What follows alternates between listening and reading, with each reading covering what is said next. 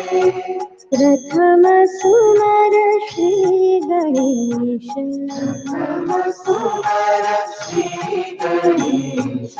गौरी सुत प्रिय Mahesh.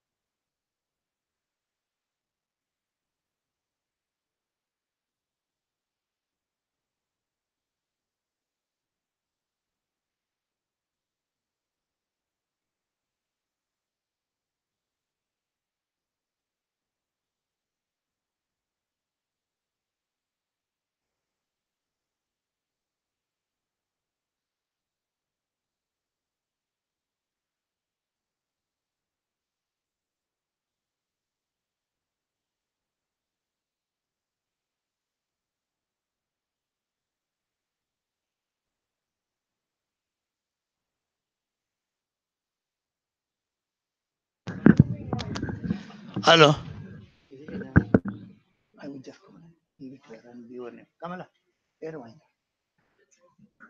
Yesterday we have talked about Bandara. I could collect about 18,000 rupees from our 35 people. I expect at least 45,000 collection because that is the minimum amount for 100 people Bandara. So I thought that 100 people for 100 will make 50,000.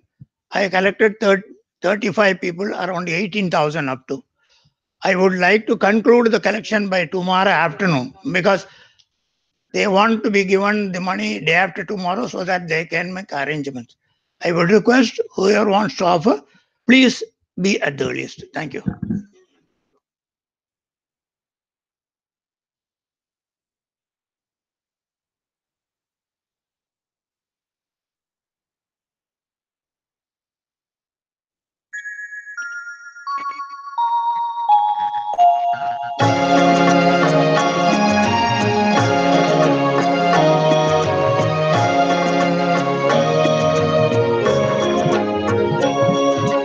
गाइए गणपति जगवंदन,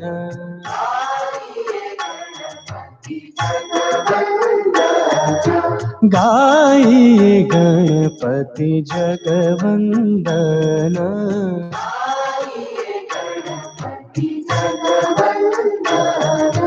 शंकर सुवन भवानी नंदन,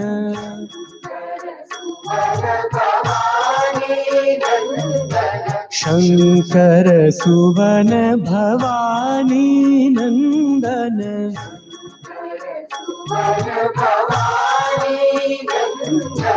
गाइए गणपति जगवंदन,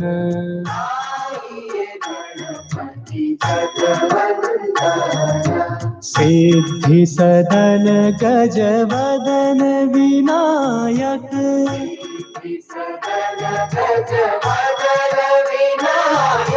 सिद्धि सदन गजवदन विनायक,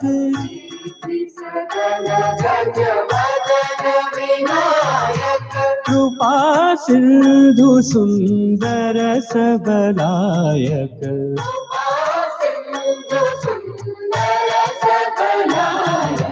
कृपा सिंधु सुंदर सबलायक,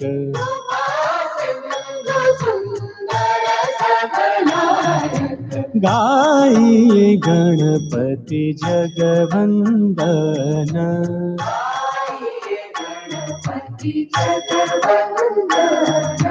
मोदक प्रिय मुद मंगलदाता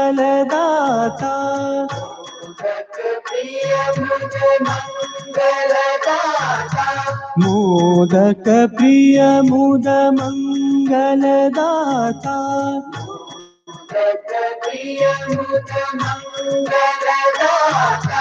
मंगलदाता मंगलदाता मंगलदाता मंगलदाता मोदक प्रिय मुद मंगलदाता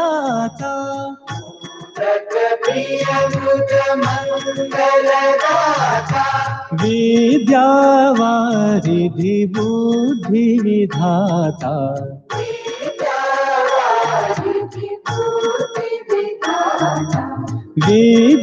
विद्यावारिधि बुद्धि विधाता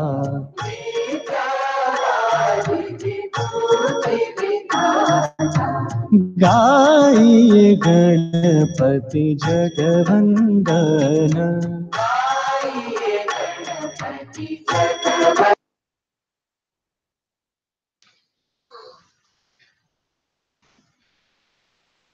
ॐ सहना भवतु सहनौ भुनक्तु सह वीर्यं करवावहै तेजस्विनावधीतमस्तु मा विद्विषावहै ॐ शान्ति शान्ति शान्तिः ॐ पूर्णमदः पूर्णमिदं पूर्णात् पूर्णमुदच्यते पूर्णस्य पूर्णमादाय पूर्णमेवावशिष्यते ॐ शान्ति शान्ति शान्तिः श्रुतिस्मृतिपुराणानाम् आलयं करुणालयं नमामि भगवत्पादं शङ्करं लोकशङ्करं शङ्करं शङ्कराचार्यं केशवं बादरायणं सूत्रभाष्यकृतौ वन्दे भगवन्तौ पुनः पुनः ईश्वरो गुरुरात्मेति मूर्तिभेदविभागिने व्योमवद्व्याप्तदेहाय दक्षिणामूर्तये नमः शांति मंत्र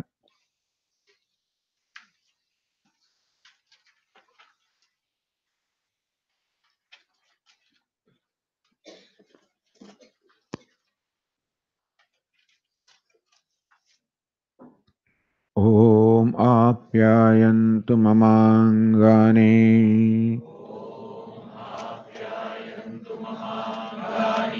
वाक्प्राणश्चक्षुश्रोत्रमथो बलमिन्द्रियाणि च सर्वाणि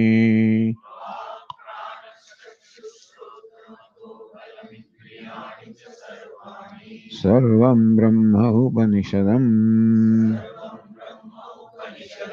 माहं ब्रह्म निराकुर्यात् मा ब्रह्म निराकरोत् अनिराकरणमस्त्वनिराकरणं मे अस्तु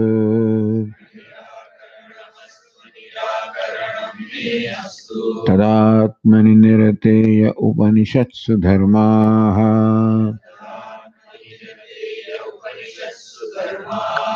ते मयि सन्तो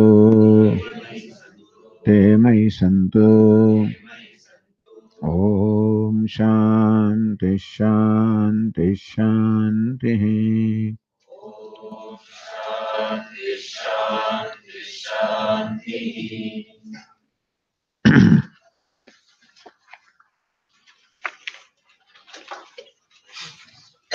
Passage number 2. सः द्वादशवर्षः उपेत्य चतुर्विंशतिवर्षः सर्वान् वेदान् अधीत्य महामनाः अनुचानमानि स्तब्ध एयाय तमः पिता उवाच श्वेतकेतो यन्न सौम्य इदं महामनाः अनुचानमानि स्तब्धोऽसि उत तमादेशम् अप्राक्ष्यः यथा सौम्य एकेन मृत्पिण्डेन सर्वं मृण्मयं विज्ञातं स्यात् वाचारम्भणं विकारो नामधेयम् नृत्तिकेत्येव सत्यम्.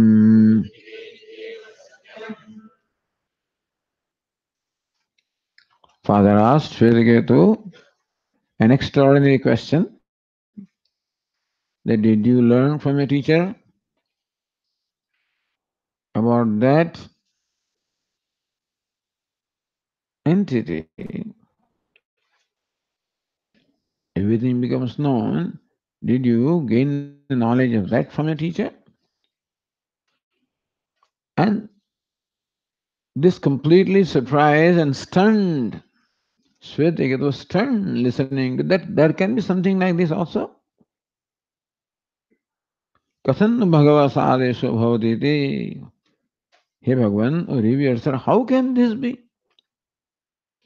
How can this be that by knowing one thing that you know something else, let alone knowing everything? It is not our experience that by knowing one thing such as a part, that you know another thing such as a class. Even that also is not a matter of our experience. And here you are saying that by knowing one thing, everything becomes known. How can that be? Then the father said, Yatha Somya Eke. So with common examples, this is illustrated.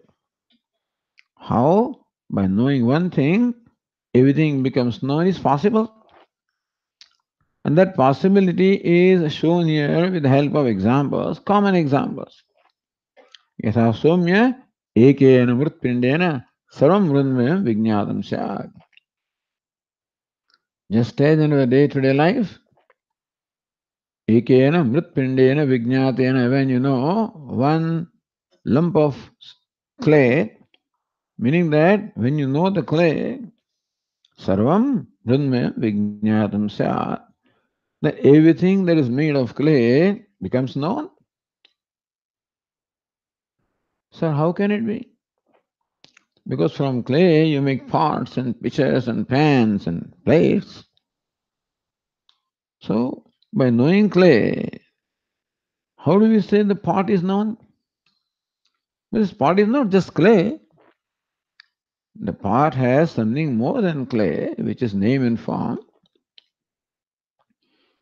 It is name and form that enables that pot to have usefulness. This pot is useful. You can carry water in it, you can fill water in that, which you cannot do in clay. Meaning that there is something more in this pot than clay. So even if you know the clay element in this object or part, as we said yesterday, before the pot was created, you had seen the lump of clay. So you knew what clay is. And now when you see the pot, you recognize the clay part because you already know that. So you recognize that there is no transformation, the clay part in this object. If there is something called change or transformation, it is this name and form. So by knowing the clay, you know the clay part in this part, not name and form. Is it not so? How do you say that Sarvam Brunmem Vijñātam Syāt ekena mritpindena vijnatena. That by knowing clay, that everything made of clay becomes known, not everything. Only one part of this becomes known. So this is a part. There can be a pitcher, there can be a plate, there can be a variety of objects made of clay. In all those objects, the clay part becomes known, we admit. But how about the potness, pitcherness, plateness, the name and form doesn't become known? You cannot say name and form do not exist because that is what makes the object useful. The usefulness, you can transact. Please bring a pot. Please bring a pitcher. That's how transaction takes place. That you bring a specific kind of an object. Please bring clay. You cannot say that because what will you bring? And therefore, the question remains. As how do you say that by knowing the clay, this object and similar objects made of clay are known? How are they known? Because there are two elements here. One is clay, other is name and form. And every name and form is different. So then what about name and form? So the next part of the statement says, Vacharambhanam vikaro namadheyam. What is called vikara? Transformation, which is the name and form. What is used is word vikara, which means transformation. So transformation that has taken place in the clay. You have seen the lump of clay earlier, you see the same clay in this new form. So what is added here is that form and name. So transformation means name and form. So vikara means transformation, which means name and form.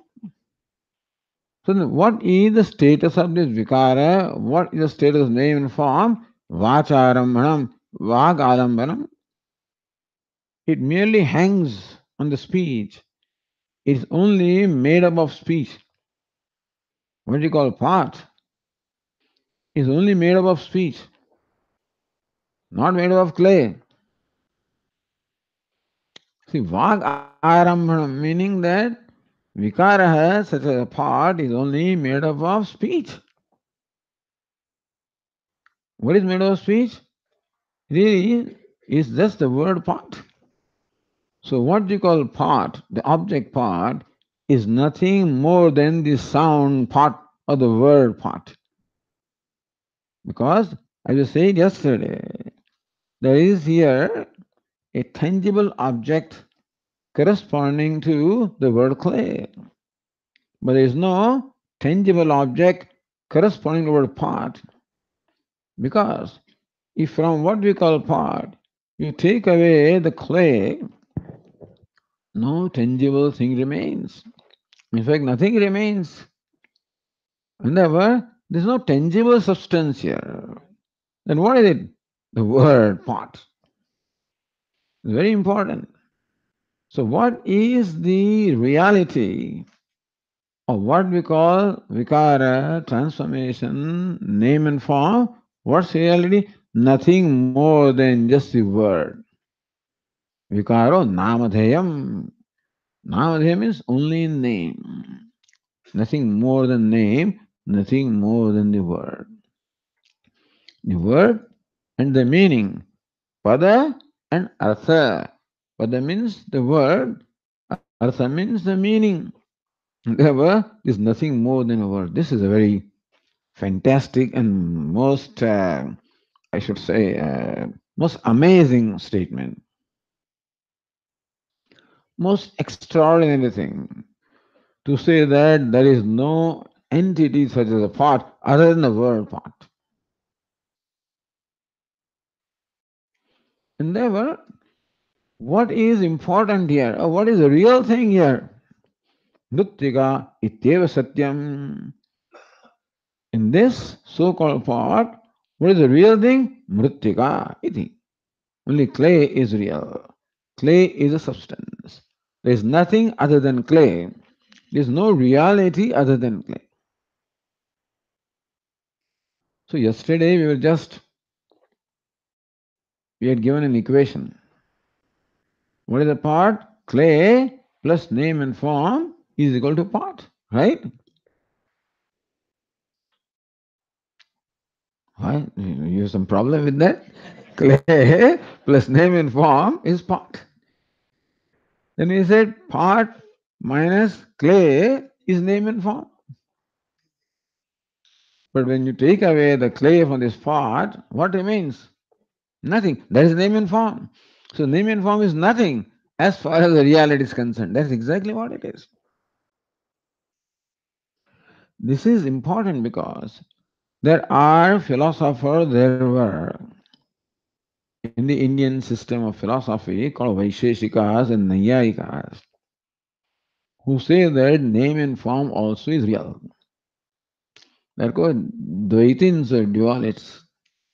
For whom? Brahma Satyam, Jagat Satyam. What is Jagat? Name and form. So Brahman also is real, name and form also is real. Clay also is real, and the pot also is real. Name and form is also real. This is their philosophy. Why is it so? Because pot serves a purpose which clay does not serve. Therefore, pot also is real. That is why they put this equation. Clay plus name and form is equal to pot. Whose equation is this? That's the equation of Nayayikas. So when can you put a plus sign, between only equal things? Plus sign can be only if the clay and name and form had equal satta or equal reality, then only you can put a plus sign. It is Vedantin says it is not clay plus name and form. You know what Vedantin is? Clay upon which name and form is superimposed. Clay upon which name and form is superimposed. What do you mean superimpose? Superimposition is that which does not bring about any change. So, upon which superimposition takes place is called substratum or adhishthanam. In the rope snake example, the rope is adhishthanam, substratum. Snake is adhyastha, superimposed. So, superimposition does not bring about any change or transformation in adhishthanam, in substratum. If name and form were real, then they would have brought about a transformation in the adhishthanam itself. If snake was real, then it would have changed the rope also. The superimposition of snake does not bring about any change or transformation in adhisthana, which is rope. Similarly, also Vedantins say that this name and form is superimposed upon, in this case, upon clay. Called clay the adhishthanam, substratum, and the name and form is adhyastha, or is superimposed. Therefore, what we call path is a union of two things. Union of two entities, adhishthanam and adhyaropa. Adhishthanam is called satyam. Why? Because it is never negated. What was there before? What is there now? What will be later? And therefore, kalatrepi tishtati, that which obtains in all the three periods of time, in the past, present, and future, is called satyam. What is truth? Is that which is ever the same in the past, present, and future. What did not exist in the past, which will not exist in the future, which exists only momentarily, is not real. Adavante jannasti vartamane tattatha. Again in Mandukya Karika, this statement is repeated more than once. Adavante jannasti, that which did not exist in the beginning, which will not remain at the end, is as good as not there in the middle. A very profound statement. That which did not, although did not exist in the beginning, ante, that which will not be there at the end. Vartamane tattata, that is not as well not there even in the present. Well, I see it, still it is not there. I see a part. Don't you see a part? You see? Or do you see clay? What do you see? What do you see? What do you touch? What do you smell? No, what you see is clay. Pot is here. Clay is here. Pot is here, meaning it is superimposed. Satyanrute mithuni kritya. Says Shankaracharya in the Bhashya, Dhyas Bhashya. That what is being done is Satya Anutam. Satya means the truth, Anutam means Mithya. Satya and Mithya both are united. There is union of Satya and Mithya. That is what we call an object, creation. It's a very, very profound principle. The most basic principle in the non duality. To understand Advaita or Advitiyatva, this is what we need to very clearly and firmly understand. That name and form is superimposed upon the truth. Because clay existed before the pot was there, clay will continue to exist even after the pot is destroyed, and clay is there even when the pot is. So clay obtains in all the three periods of time is Satyam. That's the definition of Satyam, Sat, in Tattvabodha.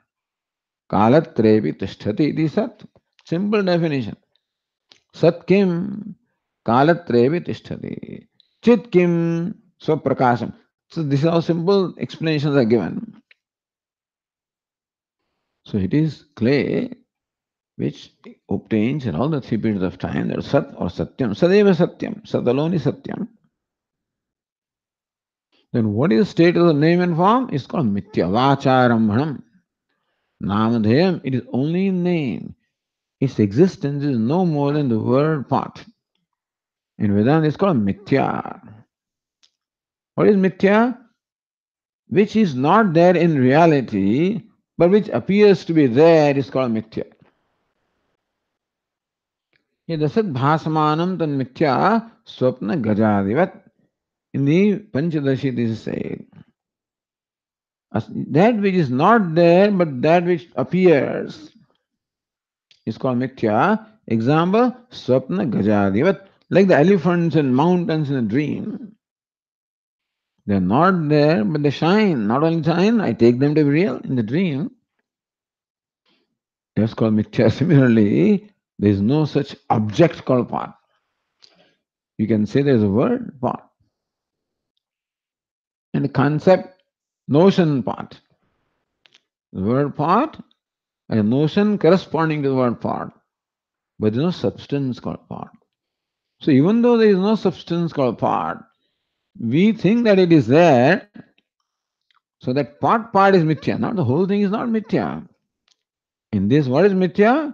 The name and form or transformation aspect is mithya. Mithya cannot exist unless it is supported by satyam.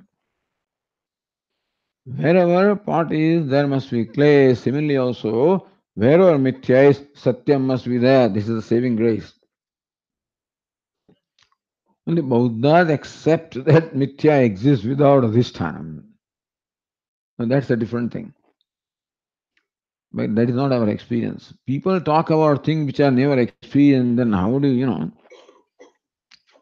So how do you see shunyam? How do we see shunyam? How do you experience shunyam? Because the experiencer of shunyam will remain anyway. I experience shunyam, but you are the experiencer is there. So there is no shunyam. Anyway, so this is every object is a union of Satyam and Mithya. What is Satyam? The Adhishtanam, substratum, or called Upadana Karanam, the material cause. In this case, clay. So, Mritika ityeva Satyam. So, in this part, what is Satyam?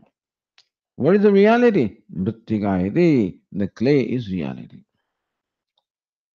What is the part? Vacharambhanam, merely the creation of speech.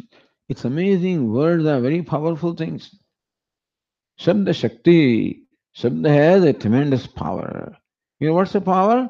When a word is uttered, it creates a corresponding cognition or a notion in our mind. You hear a word and something has to happen in the mind. The meaning will flash in your mind. But Swamiji, if you utter a word in language that I do not know, then no meaning flashes. Something flashes. What is Swamiji talking about? Something will happen in the mind. When you hear a word, something will happen. I don't understand that. Something strange. But some kind of a reaction will come. That is the power of the word.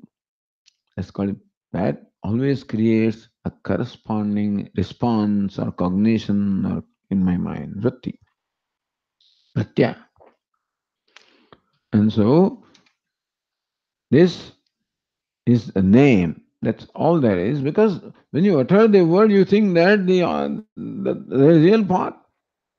The word part creates in the mind notion of part, and then I take it to be real.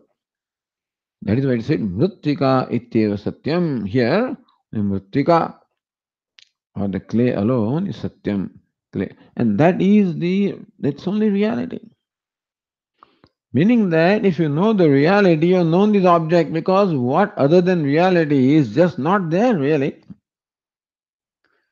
Except when you use the word part, then it seems to create in the mind some kind of an object or a part which is real. So that it is not real is not to be seen, understand. Mithya is not to be seen. Mithya is to be known in the mind. Because it is a notion in the intellect. So that is where that notion is to go. So Advaita you don't see, by the way.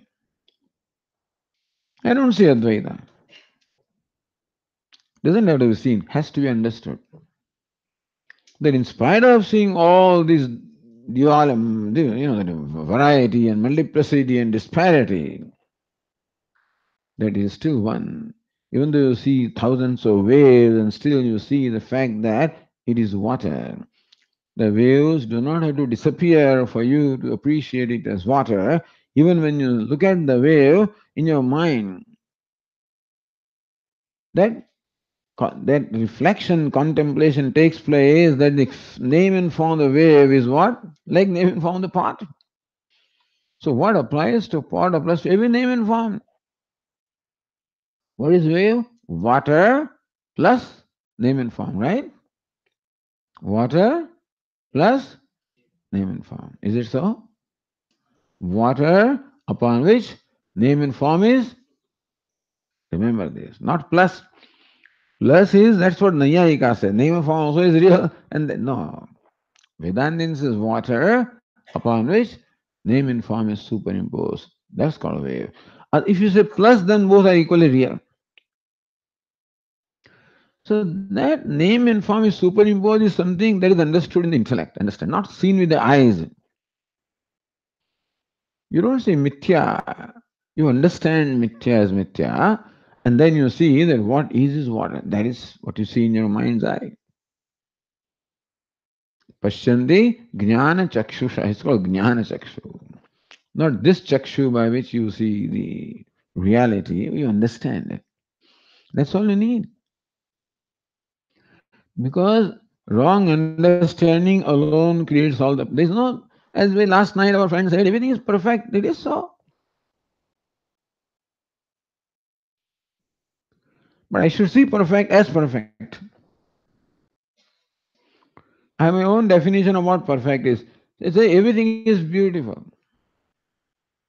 What is beautiful. But to me it doesn't look like. Why? This is not beautiful. That's not. Why is it so? How come I fail to see beauty everywhere? Because I have my own notion of what beautiful is. So I see beauty only when it satisfies my notion. Suppose I don't have notion about beauty. So we put conditions of everything. It's called beautiful provided it's this, and not that. So I put condition. Suppose I don't put any condition. Then I see that what is beautiful. So beauty is not something which is to be seen by the eyes. Ugliness also is not seen by the eyes. It's a superimposition of the mind only. So when my mind becomes free from all notions, demands, expectations, as to what is beautiful. Now this requires a lot of vairagya. See, Vedanta talks of vairagya. To appreciate the fact that all this is clay is not easy.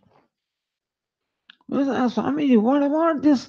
The beautiful part. Look at uh, look at the shape, how nice it is, and look at the color and look at the design. It's a 300 euro, it's an ancient, pot. It's a collector's item and it costs thousands of dollars. I mean, how can you say it's not there? So emotions come in the way. When Vedanta declares that Brahma is Satyam, Jagat is Mithya, you mean Himalaya is Mithya? All these great, glorious things are Mithya. So they think Mithya means we are rejecting them. Mithya is not rejection of something. Mithya is not condemning something, understand? Unfortunately, word Mithya is used like that in the, colloquial language. Mithya means cheating, Mithya means, so that Mithya is not, Mithya means Mithya. Meaning it is not bad, it's not rejected, it's not ugly, it is not non existent. So when can I see that this object is nothing but clay? When I am totally indifferent to the name and form. Yes, it has a beautiful shape, there's beautiful color, beautiful painting on that. All of this is fine. And still, all that does not make this object real. It is there where it is. Meaning that even when we appreciate the beauty of this part, if we cultivate the ability to withdraw our mind from that so called beauty, whatever that part is, in spite of its being beautiful, can I drop it from my mind? Yes, only when you drop the part from your mind that you appreciate clay. Even as I am holding it in my hand, it is possible for you to appreciate this object as clay. If you just focus your attention on the clay part, then the name and form will disappear from your mind. Even as I am holding a golden ornament, you can just see the gold. You can focus your mind upon the gold part. It's possible, is it not so? Then you will become unaware, of your name and form. It's possible, is it not? And try to focus attention on name and form and try to be unaware of gold. Try that one. You focus attention on name and form and appreciate that and take your mind away from gold. That will give you Nobel Prize for that. See the difference? It is possible for me to withdraw my mind and become unaware of the remain name and form while focusing my attention on gold, but I cannot take away attention from gold and appreciate this because gold is substance, it is real. So we can never get away from what is real, whereas we can drop and let go what is unreal, what is mithya. So that is let goable, mean nisheda yogyam mithya. That which can be dropped, let go, is called mithya. It can be beautiful, but how is it so beautiful? How can I let go from my mind? You have to grow a little more. Letting go doesn't mean you have to hate it, understand? Let go doesn't mean that you're hating it or that's what people think. Vedanta declares world is mithya. How can it be mithya? How can you hate this word? You don't have to hate it, you love it, but not attachment. It's attachment that makes my mind riveted on the name and form. Love enables me to let go. Hold on. I don't need to hold on to something. To love somebody, I don't need to hold on to them and possess them and stuff like that. In love, you can give freedom without feeling insecure, by the way. I give freedom sometimes when goes away, what will happen to me? So, this is not Vedanta, but still, in real love, it doesn't matter where something is there in front of you or not because it's in your heart and it cannot get away from there. That's what our great sage Surdas says that, oh Lord Krishna, you held my hand and ran away from me. Doesn't matter. You can run away from my, you can release from my hand. You can't get away from my heart. That's a big thing. But suppose, so this is not opposed to love, understand? Vairagya is not opposed to love. It's opposed to only attachment. If you understand the difference between attachment and love, attachment means expectation. I love you, what do you do for me? I did this for you, That is what pollutes the love. Not that love is not there, but when it is mixed up with this kind of expectation, then it becomes polluted. So give up all expectation. Is it possible? When can I give all? When I can accept a thing as it is.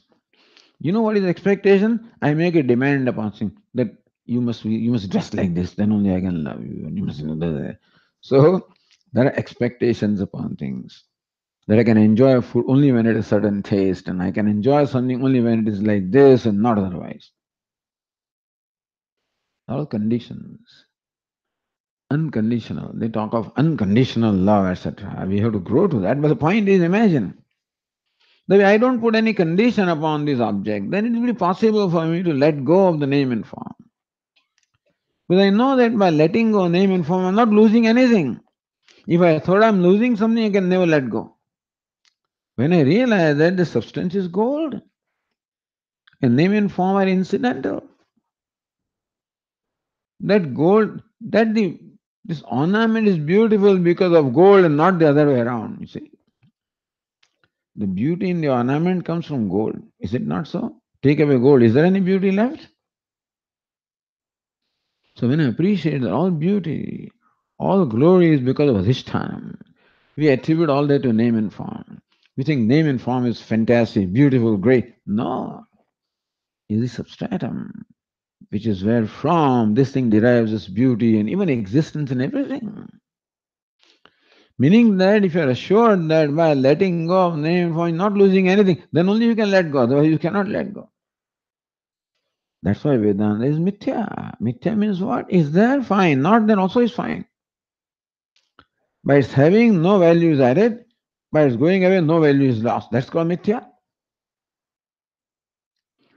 So if you understand that way, then I'm able to let go. Then I can appreciate gold. You see, when can you appreciate gold? When you can let go the name and form. This is what they're teaching, how to appreciate things, how to see God.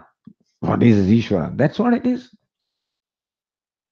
But since I am always considering Ishvara is a certain name and form and certain attributes, says, no, what is Ishvara? Our names and forms, they are incidental. It's icing on the cake. That's all it is. The real cake is what? The Adhishtanam. So in this statement, a very profound and fundamental lesson is given. Mrittika ityeva satyam, that clay alone is real. But somebody says, wait a minute, clay is not real. Even clay also is a modification of something. So this statement says Mrittika iti eva satyam. Mrittika iti, that iti means what? As Mrittika is in the case of a pot. What is it? Upadana karanam. So Mrittika or clay means Upadana karanam, material cause. Meaning the material cause is real. So pot then, that example can then be stretched to anything. That pot is a name and form of which the reality is in its upadana karanam. And by knowing the upadana karanam, you as well know the pot because other element, name and form has no substantiality at all. So that also is important to understand that I have known the pot when I have known the clay. No, no, Swami, whatever. So that vairagya is required for name and form. Otherwise, the mind gets stuck. How can you say you're known? You're not known. But what is name and form?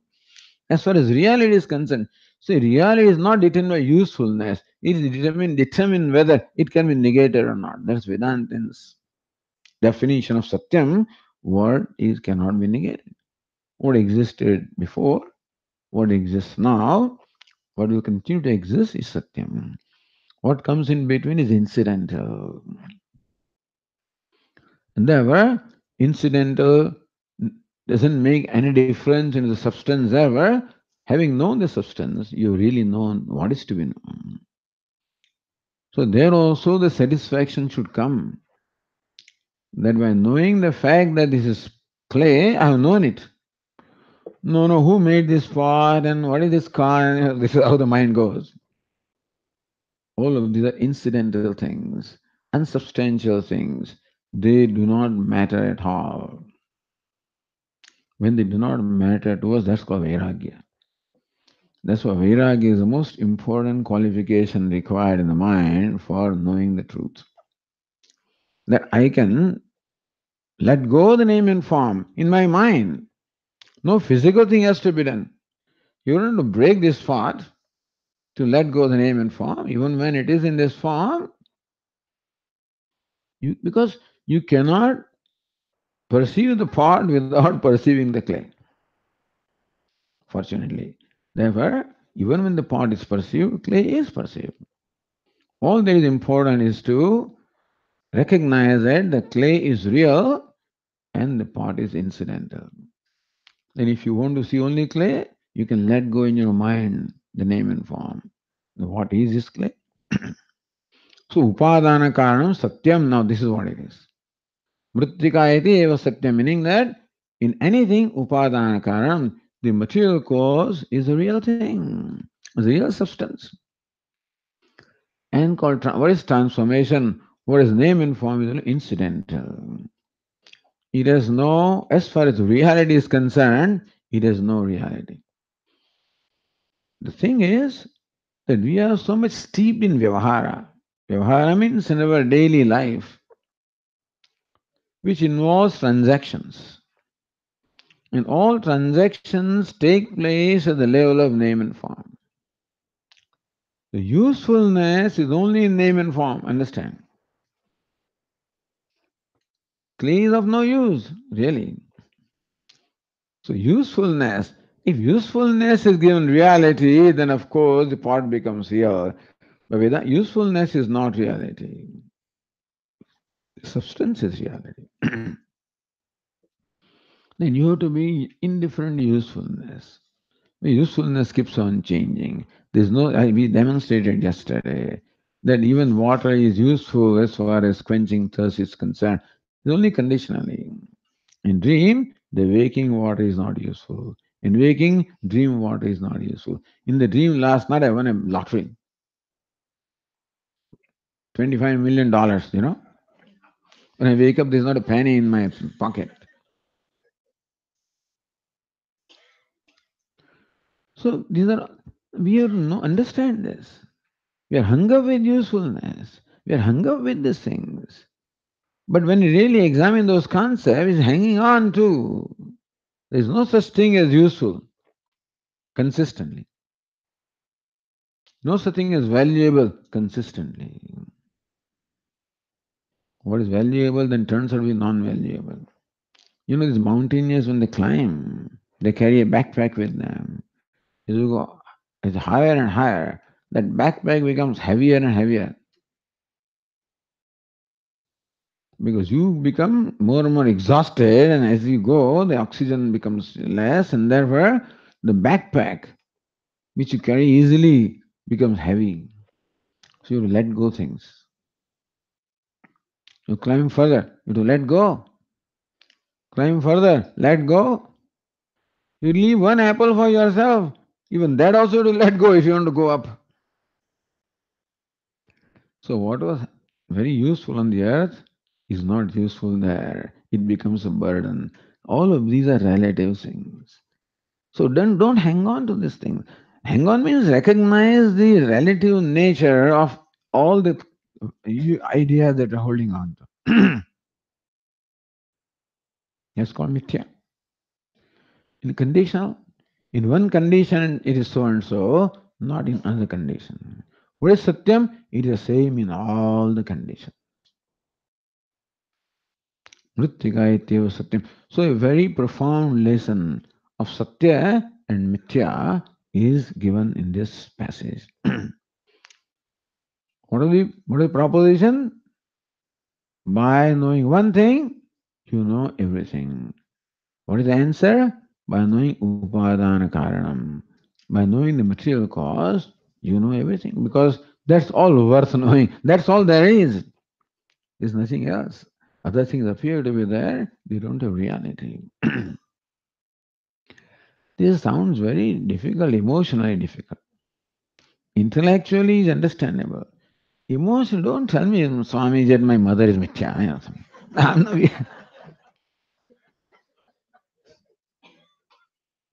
because mithya means, it's not there, and we don't say. Mithya alone is useful. This satyam is, you can't transact anything with satyam. Is asamsara, means it's not transactable. So what is transactable? Mithya alone is transactable. And transaction in our life, and it's so real to us, therefore, it's so difficult to see the unreality or mithyatva of the things. But they're so useful, Swamiji. You see, a blanket is mithya? So the question that I ask is, Swamiji, world is mithya, yes. This wall is mithya, yes. Can you walk through the wall? If it's mithya, can you walk through it? No. Then how can you say it is mithya? So it is said about Shankaracharya, somebody, they make up stories, but then apparently maybe a Vedantic teacher is walking along with his disciples through a narrow lane. An elephant comes. And that Mahavad driver on the elephant, hey, come on, run away. This elephant is mad, run away. So the disciples and teacher also ran away. The elephant went away. Then somebody who was watching this whole drama, he said, everything is mithya. I said, yeah. Then why do you run away? My running away also is mithya. Everything includes that also, is it not so? So mithya does not in any way change the vyavahara. But vyavahara, all our attitudes will change. This understanding will bring about all the right values in our life. Because we are holding on to so many things which are mithya and we take them to be satyam and hold on to them. That's how raga dveshas are created. Raga and dvesha, attachments and aversions are all created when what is mithya is taken to be satyam. And therefore, when you take what is mithya to be satyam, the satyam is ignored, unfortunately. The rope snake example, the snake is taken to be real, and therefore the rope is ignored. So all our transactions are all right. Nothing wrong in transacting. So nothing wrong in transacting with these things. As long as I understand that it is not gold in this particular instance. I mean, and I should not have told you that, but still, because it will then lose its, we always present this as a golden ornament. I shouldn't say it is not gold, but the point is that when I am transacting with, I should be aware. Then I will give as much value as it deserves. Not that this is not important, not that this is not useful, but I give this as much value as it has. If what appears to be gold but not gold is called mithya. So goldness is mithya. I should remember that. If I know, then I will deal with this with that understanding. Otherwise, if I take it to real gold, then I'll put it, I won't display it at all. You think I'll put it here? No. Thank God that you also know, otherwise it won't remain next day. So we can see how, when you understand mithya, it's a different comfort level. Is here doesn't matter to me. Swamiji gives this somebody, I give it to somebody. Oh, he gave it to him, did not give me. But I know it's just, doesn't matter. If it comes, does not matter. Goes, does not matter. All ragadveshas are gone when mithya is understood as mithya. That's all. All ragadvesha, attachment, aversions are all products of taking mithya to be satyam. See, this is the answer to all the problems that we as individuals facing and the world is facing and anywhere. All problems are on account of taking as satyam what is mithya. This is my land and not your land, this is my thing. All of this stuff because it's all real. And nobody is going to listen to the Upadesha and nobody is going to give up what they are. But what I'm saying is, we can see how all the problems, all conflicts arise because of that. So that's what gives, just because that body is different from this body, what is real is not the body. Upadana Karana is real, which happens to be consciousness. And then, as consciousness, there is no duality. That we'll see in the next verse. So consciousness cannot be transacted. I understand. You require a body, mind, sense complex to transact, which is fine. But that body, mind, sense complex is only a medium or vehicle for manifestation of consciousness. How much important the vehicle is, how much important the bulb is. It fuses, okay, replace it. I don't start crying, oh, bulb is gone. No. I know, it's incidental. A child will cry when a toy, clay toy breaks, it will cry because it is real for that. He's crying and the father comes, Beta, what happened? My toy is broken. Doesn't matter because father is a wise person. He said, what does it matter? I'll give you another. I want that one. So giving reality to something, and the father is a wise person. He said, this is clay. I want that one only. So that's the difference of giving reality and recognizing as mithya. How much freedom you get, understand this. This is freedom. Recognizing mithya as mithya makes us free. 90% is achieved. Then other thing is 10%. So this is called vichara marga or jnana marga. All of this can be achieved through other, marga also. By bhakti also, that you are devoted to name and form, and then that is how you establish a relationship by which you can then become free from that. You get its grace and lets you go, whatever. Anyway, but the thing is that that will use, I think, one question answer session. But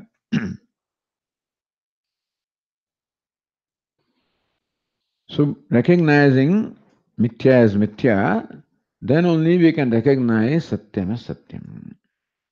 So now with this background, now we come to the next passage. That is, we'll read that.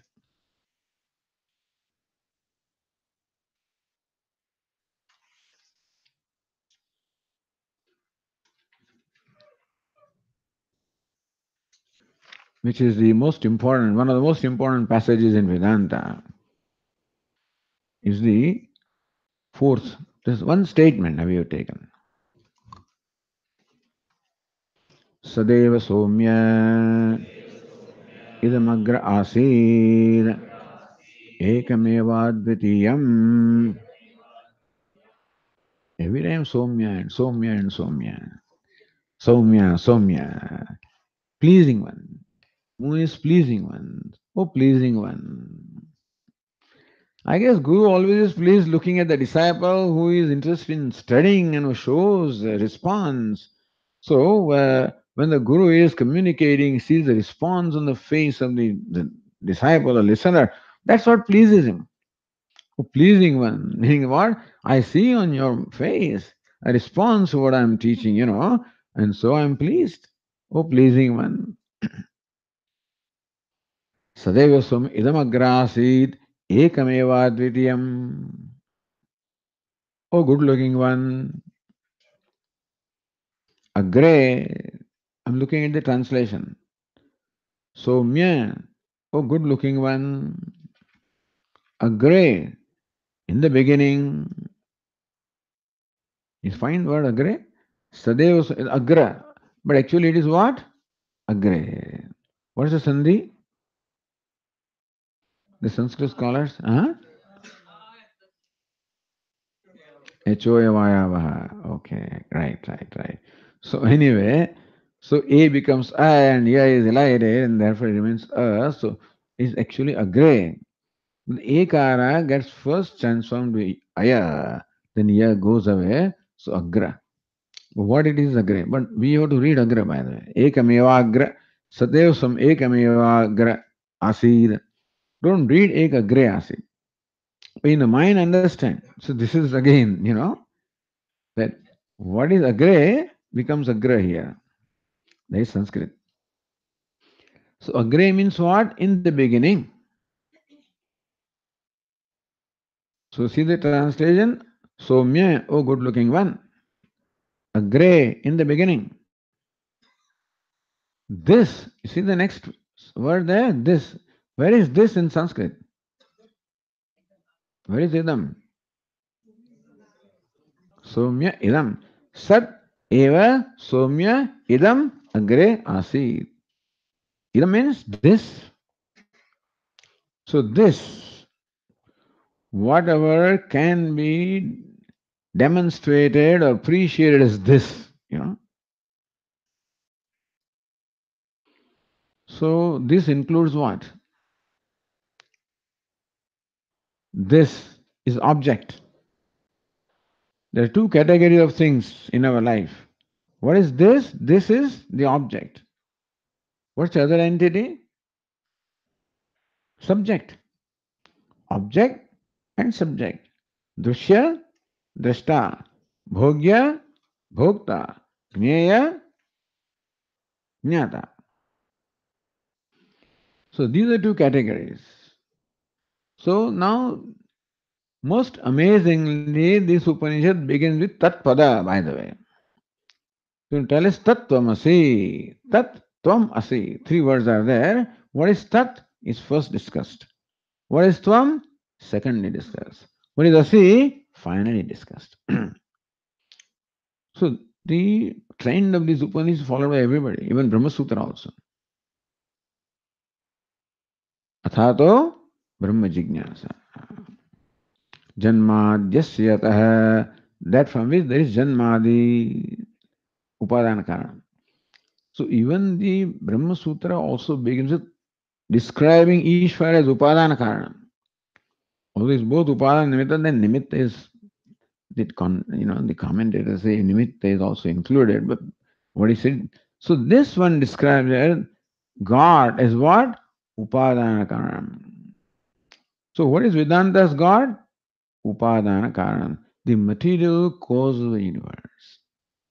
Of course, Nimitta Karanam also, but because other people only describe God as creator, as Nimitta Karanam, what is most important, the greatest contribution here is to also understand that God is Upadana Karanam also, that it is material cause as well. Because in the creation of pot, we know there are two causes. One is the pot maker. Yesterday we said he is called the Nimitta Karanam, efficient cause, intelligent cause. And there is clay, which is a material or material cause. So in every creation you require at least two causes, the material cause and the efficient cause. So that example that we find in our day-to-day life is stretched to this creation also. That just as in creation of pot, there are two causes, the material called the clay, and the pot maker, the efficient cause, or nimitta karanam. So also in the creation of universe, there must be two causes only, the material cause and the efficient cause. The upadana karanam and nimitta karanam. Now what is the characteristic of these two causes? The nimitta karanam always an intelligent entity, a conscious entity, like a pot maker. Who is he? He is a conscious entity who has a knowledge of what he has to create, who has the power to create that skill and the desire to create. Three things are required: the knowledge, the power, and you may have all knowledge and all power, but you may still not do any, there is no desire. So desire also is required. So who is nimitta karanam? Nimitta karanam, the intelligent cause or the efficient cause, is a conscious being who must have the knowledge of what is to be created, who must have the power to create, who must have the desire to create. This is nimitta karanam. So all the philosophies present God as nimitta karanam, as the creator of the universe. What happens is, nimitta karanam, as we said yesterday, the creator always remains separate from the creation.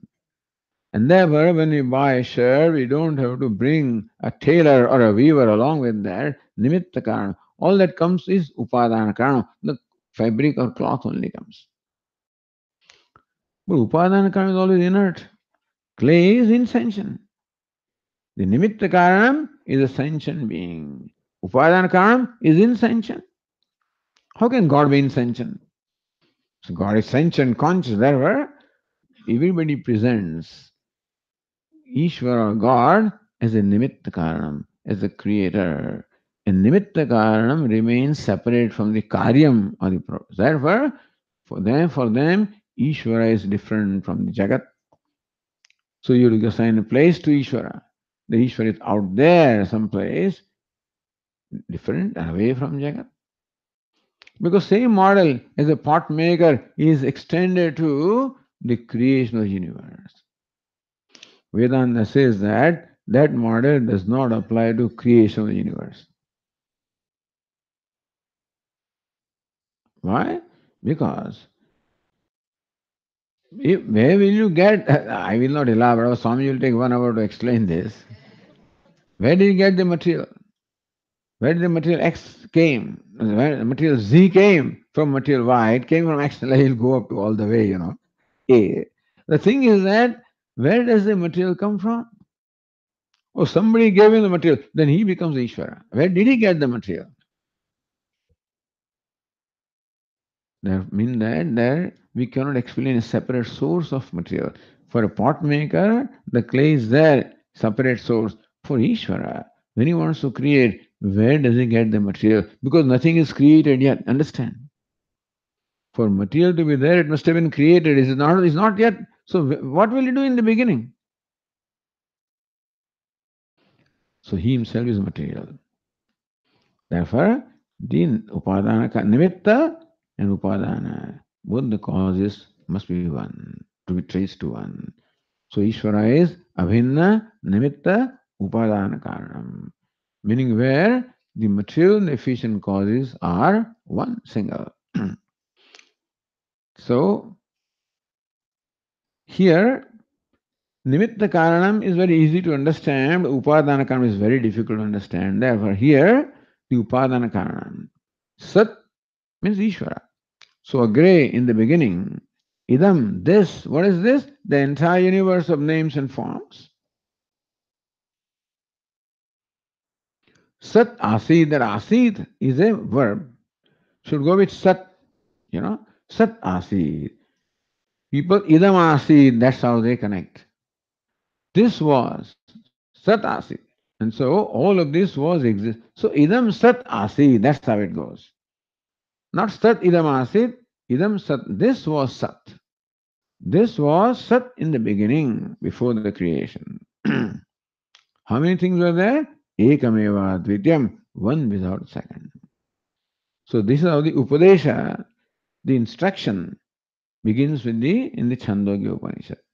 So far, the background was laid out, and now with that background being clear to us, this Upadesha also become clear. So we'll continue. Om Purnamadah Purnamidam Purnat Purnamudachyate Purnasya Purnamadaya Purnameva Vasishyate. Om Shanti Shanti Shanti. Shankaram Shankaracharyam Keshavam Badarayanam Sutra Bhashya Krutau Vande Bhagavantau Punah Punah Ishvaro Gururatmeri Murti Bheda Vibhagine Aya Dakshinamurtaye Namaha. Om Shanti Shanti Shanti. Hari Om. Shri Guru Bhyo Namaha. Hari Om.